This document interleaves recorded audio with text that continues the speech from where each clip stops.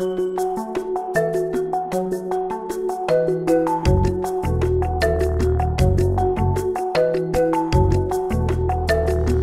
numéro 35 de la JLMB est consacré au droit public et au droit administratif. Il s'ouvre par un arrêt de la Cour constitutionnelle du 1er juin 2017.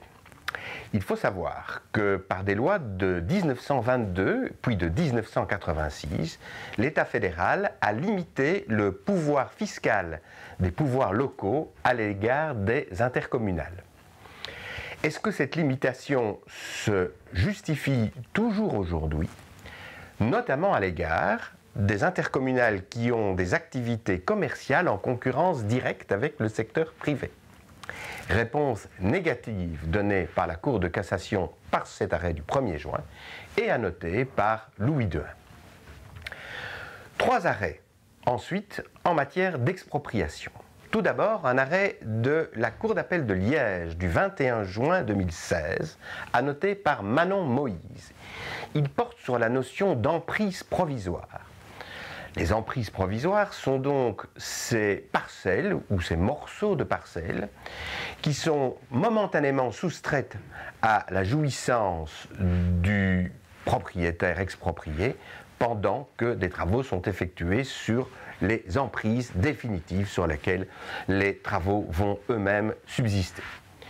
Et même si ces emprises provisoires peuvent faire l'objet d'une indemnisation, la Cour d'appel de Liège nous dit qu'il ne s'agit pas là d'une expropriation à proprement parler. Deuxième arrêt de la Cour d'appel de Liège encore, du 18 avril 2017, cette fois, il s'agissait de l'expropriation d'un bâtiment qui avait été réhabilité et transformé sans permis d'urbanisme.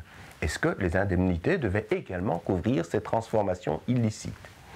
Et la Cour d'appel de Liège, dans ce cas-ci, va répondre par l'affirmative en considérant qu'un pouvoir public normalement respectueux des prérogatives du citoyen aurait pu régulariser les travaux qui avaient été accomplis dans cette hypothèse.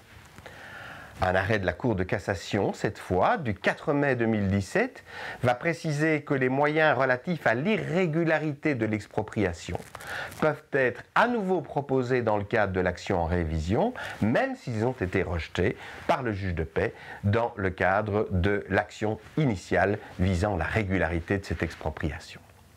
Et enfin, dans un domaine tout à fait différent, un autre arrêt de la Cour de cassation porte sur la prescription des actions en réparation de dommages relatifs à une faute commise par l'État, prescription quinquennale, prenant cours le 1er janvier de l'année dans laquelle la faute a été commise, mais dans cette hypothèse, il s'agissait d'une faute continuée, et ce n'est donc qu'à partir du moment où la situation fautive a cessé que le point de départ de la prescription doit être fixé, donc au 1er janvier de l'année au cours de laquelle la faute a cessé.